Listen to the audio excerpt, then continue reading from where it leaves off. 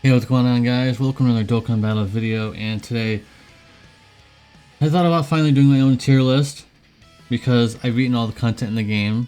I've beaten all the missions in the game, all the important ones and everything like that. I've beaten Cell Max, I've beaten all the red zone stages. So I thought to myself, I can finally, get out of my shell and make a tier list of my own. So we're actually going to go top down.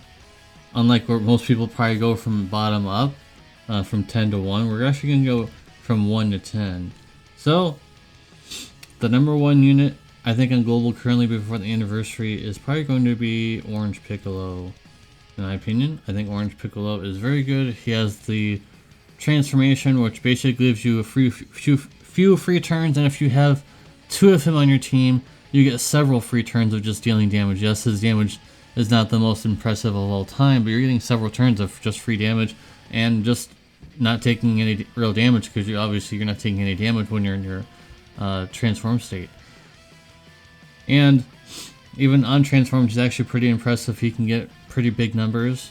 So, and defensive wise, he's very, very good as well. So that's why I'm going to put him as the number 1 spot. Number 2 spot is going to be the new EZA LR Gohan.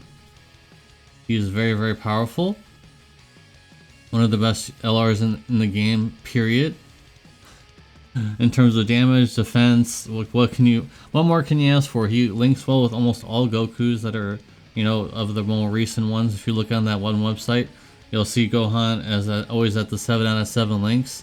So this guy links with almost everything that you would want to put him on a team with. So he's very, very valuable for that role. So he's going to be in the number 2 spot. Just because he does everything you'd ever want. And when you transform him, he's going to be doing massive amounts of damage. The number 3 spot is going to be VNT. I wanted to put the Bird Coup there, but VNT is very good as well.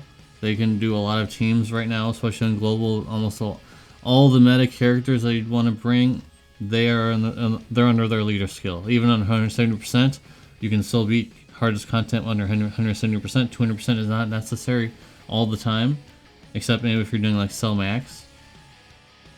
So definitely going to be putting VNT in the 3rd spot because just guard in the 1st slot, they can stack.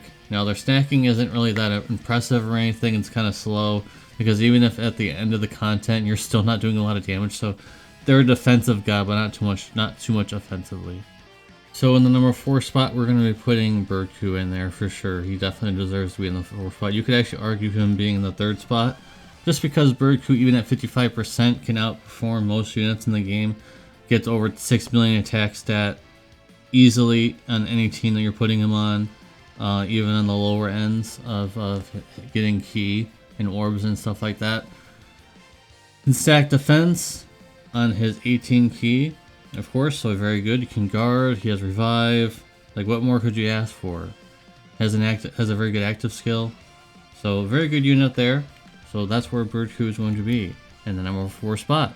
The number 5 spot is going to be Cell, the new Cell EZA.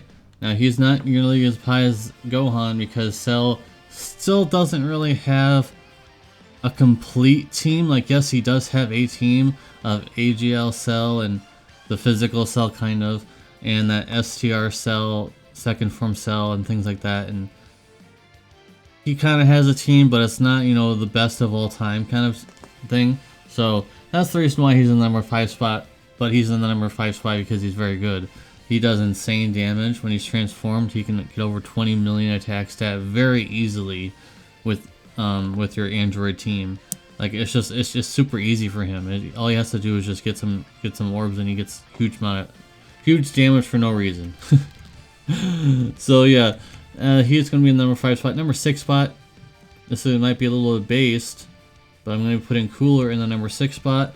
Is because he actually finally has AGL Frieza, the one piece they were needing in their team.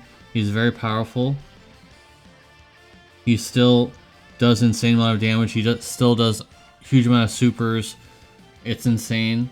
So he deserves to be in the number 6 spot. I wish I could put him a lot higher, but you see all the other characters there, kind of hard to compete with. Maybe if they make a new Frieza, Final Form Frieza without the 100%, maybe he'll be like a new leader or a person who can guard or do something interesting for the Terrifying Conquerors team, and then he'll probably go up again. So yeah, he's in the number 6 spot and the number 7 spot. Yeah, he's gonna, because we're starting to get down in the competition a little bit, because after 6 it starts to go downhill a little bit. Now it's being a little more nitpicky, nitty-gritty type thing. So I do think that this STR, Goku, and Friends is pretty good. Busts up your team offensively, has some decent, utility here and there and things like that. So I think that he's fine in the 7th spot for now. After the anniversary, I don't think he's going to be in any tier list anymore. Remember, guys, this is a tier list before the anniversary. I think I already mentioned that at the beginning, but just to remind you, this is a tier list before the anniversary on Global. So I promise you, this guy is not going to be in any tier list. Maybe at like 10, if you're generous and you're making, if you're putting more than one person on each category, like 1, 2, 3, 4, 5. If you're putting more than one character there, then you might find some room, but I just feel like he's going to drop off very fast later. Not to say that he's bad, I'm just saying that the competition is huge for LRs. Huge. So that's what I'm saying. And speaking of Frieza, he's going to be in the 8th spot, and similar to the previous spot, once the 8-year anniversary comes around, he's probably not going to be in any tier list either. Unless, of course, like I said again, if you're putting more than one character on one row here. But sorry about that. If you're only putting one character per row, then he's probably not going to be on any tier list anymore. And again, not to say that he's bad, I'm just saying that the competition is getting huge after the anniversary. 4 top tier LRs that are coming out in the anniversary. So the competition is way too huge. And if you guys want me to make a tier list after the anniversary on Global, I can make a tier list after for LRs. So, yep. So we're going to be doing Frieza there, and then we're going to be putting 2 people on one thing, and I kind of have to do this as it's like a mandatory thing, just because they still are good, relatively. The 7-year LRs. Of course, the gods more than the Super Saiyan 4s, but they still have a lot of utility, counters, dodge. Lots of damage, like disabling one action of the enemy is still very valuable in some cases. So the gods are still very runnable as just as a small stacker, and of course their leader skill, and that they link up with a lot of other characters that are currently meta. The SSS Super Saiyan 4s never really got a chance. They can lead a few characters, but they never really got a chance to be in the forefront. Maybe like in the first month or so of the 7th-year anniversary, but then after that it was like gods, and gods. Oh hey, did you want another gods buff? Well, here's another gods buff for you. Every month it seems like there's a gods buff. So, yep, it's kind of mandatory that I have to put them there. And then lastly, and I didn't even really mean for this to be like a meme, but we're gonna put Beastless Gohan, and it's in the 10 spot.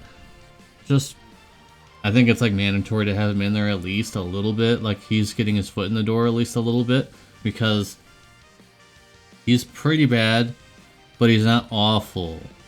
But he's pretty bad.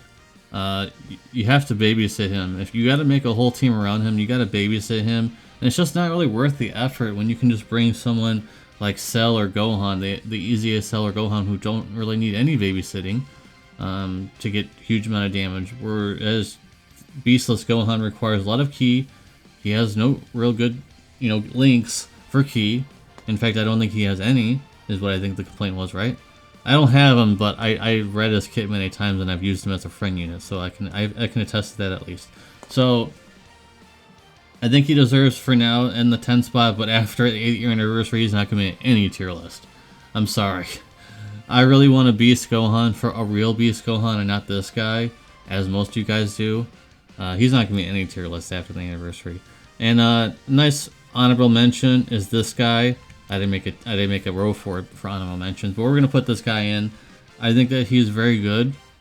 The Int LR God Goku if you're just listening.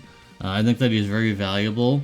He can get up to really good attack stat, and he can dodge very well. So, and he's actually pretty good defensively as well. I've been using him quite often the past few days, off screen of course, and I think that he's very valuable. I think his EZA is definitely very nice for the point in the game that we're currently in, and of course, we know that there was no new redstone stages on JP for the anniversary, so we're kind of if you want to think about it, really, we're kind of going to be in the same meta that we're in a few months from now, because there's no other new content besides the Shadow Dragon stages. That I remember there's a Shadow Dragon event or something, but other than that, there really isn't anything. So he probably will last for a long time. I think that the Int Goku will last for a while because, like I said, there's that much going on.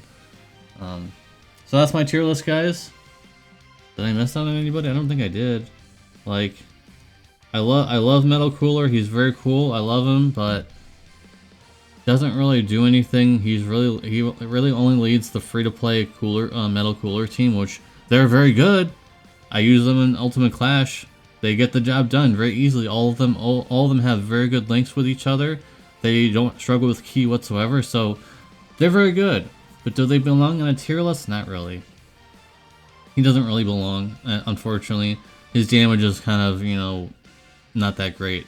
And of course, the Goku and Vegeta are just okay. They're not really that amazing. They're just okay. I love them. I'm trying to be fair and balanced here. I love them because if I were getting my way, I'd have them on there somewhere, probably at number 10 or something. But gotta be fair. They aren't really that amazing. Maybe in the future they will be. And then Zamasu, I love him. I love him. You guys saw that I made videos on him, but he doesn't really have a team. And that's kind of the problem. Here's the end of the video. Here's an end of video rant for you guys. The problem with a lot of extreme characters that they make, oh wow, they look really amazing. They have really good animations and everything, but then they don't have a team. The text Shenron doesn't have a team. He's gonna fade out before he's even useful. One of the best extreme TURs ever of Tech Shenron, and he's probably never going to be useful because he's never going to have a team because they don't make any more Shadow Dragon units. And when they do, it's a stinker like the one in the 8th anniversary. That duo unit is terrible. When is there going to be another Zamasu unit? The LR, how long is Zamasu going to last in the LR meta before he's forgotten about? I'm not going to forget about him, but I'm just saying in general, like when are we going to see another Goku Black or Zamasu unit? And when is this guy going to EZA? When is this guy going to get an EZA, right? So there's a lot of problems with extreme units, and as you can see here, there aren't very many extreme units on this tier list. And you want to know why? Because they don't care about extreme units as much as they do with super units. Because super units make the money for casual players, whereas extreme units don't really make any money. Now I'm pretty sure Cooler did make a bunch, like a bag. I'm pretty sure Cooler made a bag for sure, because the promotion for Cooler was insane. I'm pretty sure they did all that promotion because they know that it was going to make a bag. So that for sure, Cooler was definitely a must, a success. I'm pretty sure. I don't have any data, but I'm pretty sure it was successful. I saw everybody have him. But they need to do a better job with the extreme side, seriously, because I love playing as villains against other enemies. Like, imagine a full team of like evil people, like, you know, villains, but they have to work together to get a job done. So it's really nice to have that kind of, you know, team put together, but they don't seem to want to do that. Anyways, guys, this video is already way too long. Appreciate you guys. Hope you guys enjoyed the after video rant. I wanted to speak up because I really like extreme units, but apparently they don't really like them that much. Alright guys, see you next video. Peace.